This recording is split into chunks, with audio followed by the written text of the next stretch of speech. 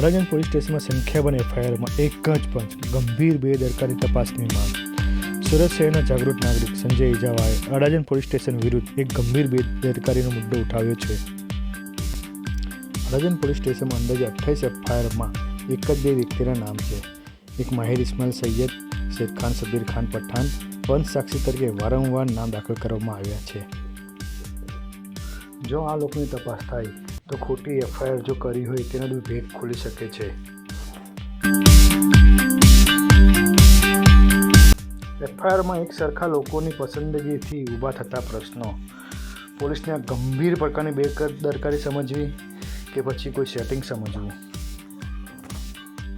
જાગૃત નાગરિક સંજય ઇજાએ માંગ કરી છે કે છેલ્લા 2 વર્ષમાં અડાજણ પોલીસ સ્ટેશન તમામ એફઆઈઆરની સમીક્ષા થાય, પંચ તરીકે વારંવાર દેખાતા નામોની તપાસ થાય.